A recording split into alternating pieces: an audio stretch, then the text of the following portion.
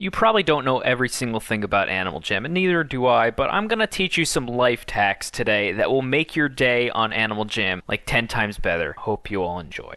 Have you ever wanted to put one of your pets on a pet model but couldn't because it's not Ruby? Well, you could use a pet gaming station, which came out sometime within this year to do just that.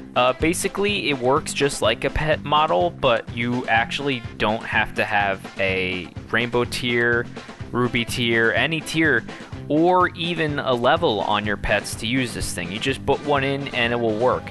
So, for example, right here I have this galaxy egg, and I can even put like a golden egg, right? Do all the movements and stuff just like a normal pet model, and it pops up, and yeah, it's really cool to have all these pets pop up into your den without going over the 5 pet limit that still exists in 2023. This might be obvious, but I'm gonna say it anyway. Every time you feed a pet, whether that's through the pet station or the Pet Sitter Pro, a little bit of XP goes into this little pet token bar, and eventually it will fill up and give you a pet token, but it does not come to you automatically. You have to open the pet station, actually click this button, and once you click the button you'll be able to get the token, but beforehand you won't. So if you use only Pet Sitter Pros all the time, you might be missing out on a lot of pet tokens, which, if you don't want to use them, could be sold for like 95 sapphires or something. The next tip is about pet treasures, a feature that was popular in 2019 but fell off a month later.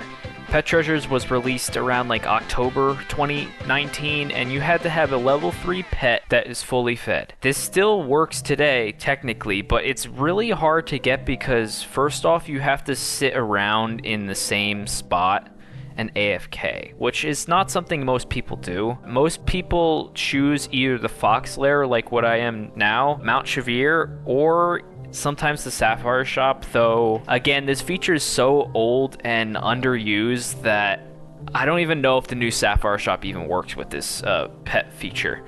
So basically, what you have to look out for is a little emoji popping up and the pet starts jumping around. I'm not sure if this is even possible with double pets. I'm not sure how it works because I haven't even done this in a long time, but there are some pretty cool items like the Viking hat in here which you can actually earn from these pet treasures. So if you're bored and need to feed pets or something, I mean, why not? Why not try and do the pet treasures? This probably doesn't go with everyone that's watching the video, but people that collect member gifts and use spare accounts to get these member gifts, one way to see which color you're getting beforehand if you don't have membership is by either clicking the pack chest or going to Makuahi and trying to buy a member den item or clothing item. You have to have enough gems to actually do that.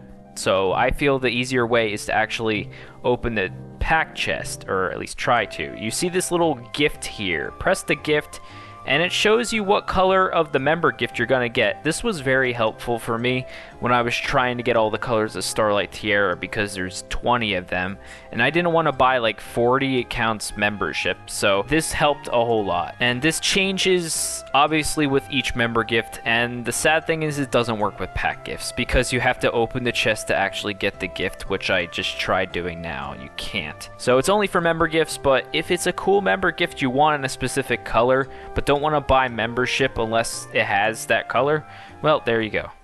The easiest way to earn XP is from the Paint Seed launching practice in your pack hideout. You could go here and shoot as many Paint Seeds as you can. If you have a lot, then obviously you could shoot a lot, but it will limit you to around 2,500 XP earned per day. Still, that's a crazy amount when it comes to leveling up because yes, it will take a while for a high level like me, but for a low level, this will definitely help you out getting up there. Many people forget about it because many people just don't go to their pack hideouts at all. If you would like to be a higher level, go and do this every day after reset because the XP limit clears after reset every day. You see, today Leilani's asking for snowflake headbands for their summer bandana. I do have one, but I also had an extra which I already traded in. And the good thing about being a hoarder is, well, you have the item Leilani's asking for already. It is very annoying to try to get it day of, and the worst part is it's either super expensive on the Shop Explorer or everyone you try to trade is super picky.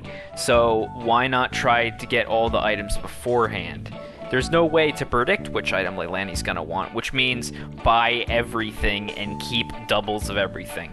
If you don't want to do that, then it doesn't really matter. I'm just a collector of stuff, so if I try to get doubles, that's good for me at least. You may be asking, how do I have 4100 den spot when the maximum you can get from like those inventory purchase upgrades is like 2500 or 3000? Well, the way I got this was by buying a lot of bundles over the years. Basically, if you have your inventory full, doing a bundle purchase or a Leilani trade of the opposite item type, for example, trading for a den item with a clothing item, it will actually count towards your new inventory slot as long as you refresh beforehand, I think. I usually refresh beforehand just to make sure, but it does count towards new inventory slots if you have full inventory. So if you're close to full inventory, if you're like 500 away, there's no point buying 500 rugs just to get 10 slots or whatever. But if you're always like less than 100 items away from full inventory like I am, it's definitely worth buying full so you can get the like 30 slots or whatever, and don't have to keep transferring items constantly. But then again, you're just gonna be like me and be absolutely stacked with inventory slots. This also did work with pets as well with the Jamality bundle,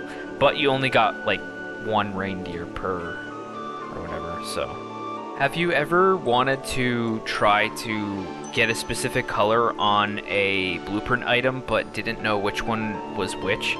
Well, you could use different crystals in this view if you're just a little patient. So I have normal yellow here, as well as lurid yellow and beige. And it switches off between the colors it is and shows which color it is on the bottom. So if you're ever wondering, is that yellow, or is that lurid yellow, or is that beige? Well, you can check it as long as you have the crystal. Though for some reason it wasn't even like switching over. This works for any crafted item as long as you have the blueprint as well. This is a cool tip for editors and video makers. Using the masterpiece and pet station as well as the den view button, you could get some pretty cool angles and transitions that you normally wouldn't be able to do, especially if you're far away like this. If I press this masterpiece over here, it zooms up into the masterpiece, and then when I close it out, it does the opposite and zooms back to me. So if you wanted to, you could figure out how to actually set this up in a way that benefits you, and that could work for something like a skit or something. You could sit in front of the masterpiece and, well, if it was closer to the ground, make a front view picture or something like that. The pet station also does this, though after a certain amount of time it goes into the pet station, obviously, so you have to be quick on that one. But either way, it's a pretty cool way to actually get some different angles that normally wouldn't exist in the game. DNA vials have a weird hitbox, so basically if you make a little pen like this, your pets would not be able to escape if you have them in the den.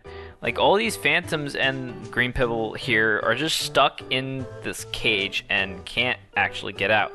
And if I was in there, it would be the same unless I've either left the room or pressed the follow buddy button if they're in the same room, because for some reason that worked. But yeah, something like this, if you had enough DNA, I know DNA is expensive, but like, if you had enough DNA, you could probably make a maze with this type of thing. And it's just good to know, I guess, for people that don't have pet models and can't buy the pet gaming station that I said earlier. But I think it's just really funny. Haha, you can't get out. Oh, please note you have to do this on above the ground. So for example, what I did was I used the ladders and some pillows to put this rug above the ladders and make a little platform, and then put the DNA on the platform. If it's just on the ground, you could easily get out. And even with that wooden table that's behind me, it sometimes doesn't even work on lower like this. But right here, I can't get in and I can't get out if I was in there. Anyway, those are some life tips that you might want to use in your daily Animal Jam career. If you do use them, I'm very grateful, and I'm happy that I was the one that taught you all of these. I wish you the best of luck. And if you have any that I didn't know, you could tell them in the comments, and maybe other people would be able to learn from you as well. If you like my content, then why not subscribe? And with that, this is Brad Stormer, storming out.